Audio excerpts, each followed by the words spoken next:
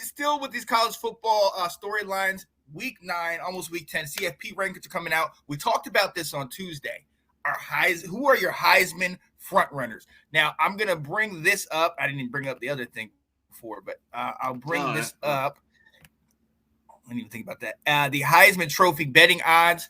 We mentioned this on Tuesday. J.J. McCarthy, Michael Penix, Jaden Daniels, Jordan Travis, Bo Nix, Dylan Gabriel, Marvin Harrison Jr., Drake May, Carson Beck.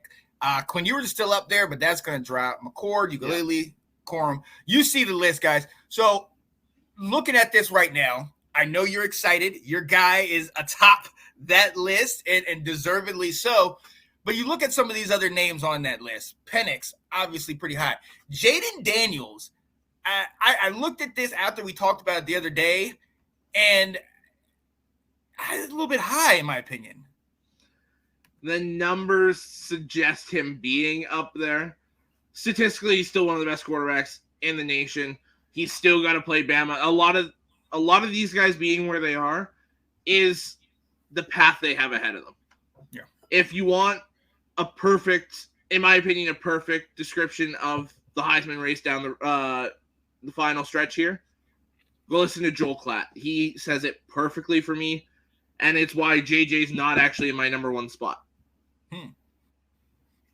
Now, so you see Johnny Dean saying Jordan Travis is my pick for Heisman. That's a perfect segue. Medid Zor saying Jordan Travis will need a huge finish to actually be in the running. When I look at Jordan Travis, I look at Drake May. We see the talent. Yep. We see that how they are able to elevate the team. But I think they're absolutely right. I think one of these guys has to win out and have a solid showing in maybe a semifinals game. Well, actually, no, because it's right after the conference championship. It's after the conference champions, yeah. Yeah, so they have to win that conference championship game and have a pretty solid showing in there to really put them in that top 4. What do you think about those guys from the ACC? I feel like one of those two will be in that final 4 or 5 in New York. I feel like they'll both handle their business the rest of the way, in my opinion. Yeah. And you'll start to see some of these other guys, potentially a Michael Penix. If Washington starts to lose, they'll fall a little bit. Bo Nix could potentially be pushed out of there right away. Jaden Daniels, if they lose another game, could be pushed out right away. JJ, if we lose a game or two, could be pushed out. So there's gonna be a lot of movement here. I feel like one of Jordan Travis or Drake May will be a Heisman finalist. Oh yeah, hey, look, I'm hoping for it. I'm here for it. Bring some respect to the ACC. So looking farther down the list, obviously Drew Aller, who's a sophomore at Penn State. Caleb Williams last year is Heisman. Sam Hartman, the guy that we've been hooping and hollering about this whole offseason. But then also Carson Beck, Quinn Ewers, Kyle McCord. You got two of these guys that are in our first starts on perennial powers, teams that are projected in the top 4 or the top 10 or whatever. Have they done enough? I mean, I look at Kyle McCord and I'm like, he's had some games, man. That Indiana game, I'm like, bro, no, this ain't it. Kyle McCord's out. Yeah.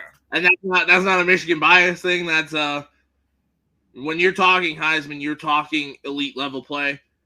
And there's been a lot of games where Kyle McCord has not shown elite level play. Do I feel like by the end of his career he'll be in Heisman talks? Absolutely, because Ohio State quarterbacks typically get there. But he's not there now. No. And Misador saying Caleb Williams is not that guy.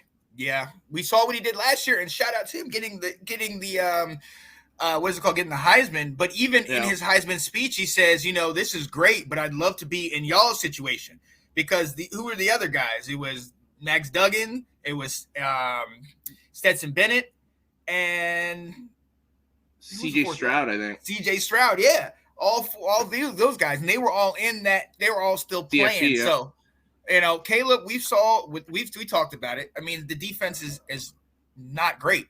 I mean, honestly, they have a hard time holding the likes of the Arizonas, in the smaller schools up. And we see what Utah without Cam Rising did to them. So Caleb is playing himself out of it. I mean, his numbers are still there, but you're not getting that wow factor that you got last year. Wins matter, moments matter, and he's not having enough of those.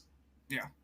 That's his. He's basically, in my opinion, I feel like Drake May is the last guy that really has a shot on that list. I feel like everyone, Ewers, if he was healthy, would have still been in the discussion.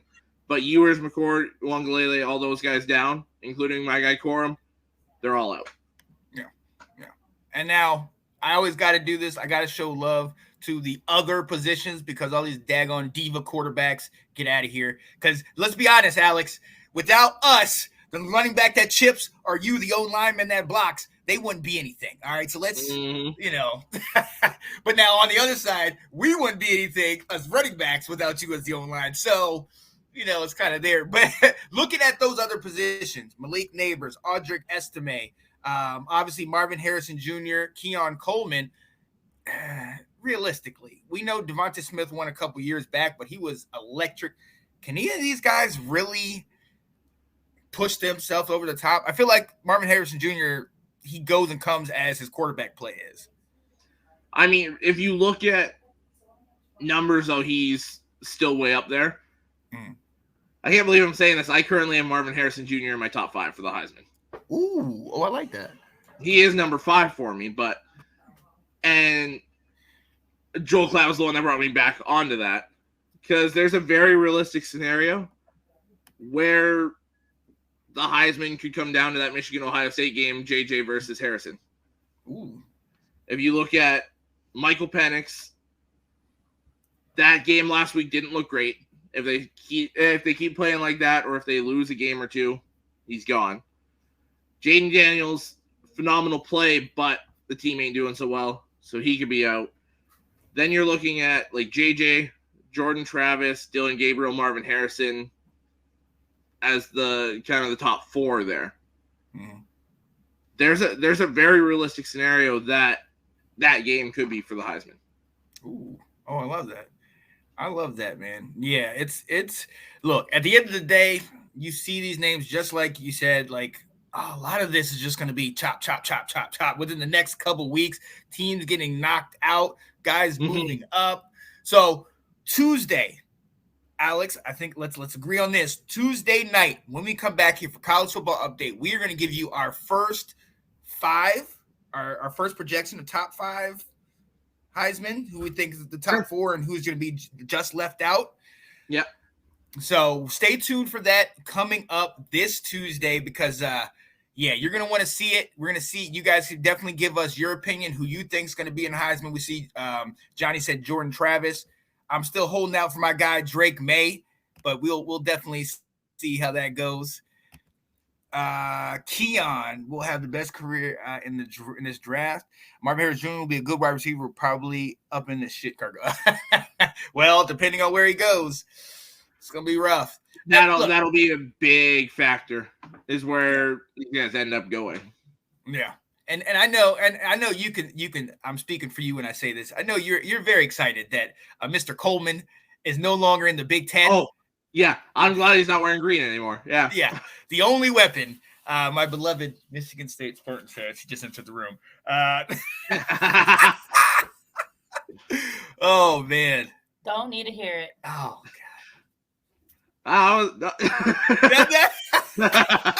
Not saying a word. Not saying a word. Yeah, Drake may not even be there.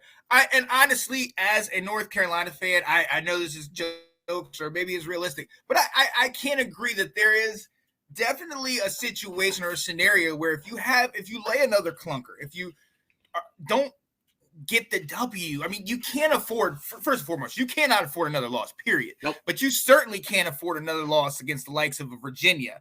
And we have Georgia Tech today, which I'm confident, but I'm still like, let's just get through it. We have Duke coming up. We have NC State coming up. So we have teams that we should beat, but we were here last year at 8-1. And we lost these 4 games going into that ACC championship where we again lost. So far be it from me to try to come out here and lie and be super biased. I would love to see him in there, but I've been talking about this all year that it's not necessarily him and his talent, but the wins matter and the rest of the team around him matters. And we just might not be there yet. So Misador put it perfectly here. He absolutely deserves to be in the Heisman race. He needs to win out to be in New York, though. Absolutely. So, hey, we're going to see. But stay tuned this Tuesday. We are going to give you our top 5, which are 4 Heisman people coming in, and then our 5th guy that just missed the cut.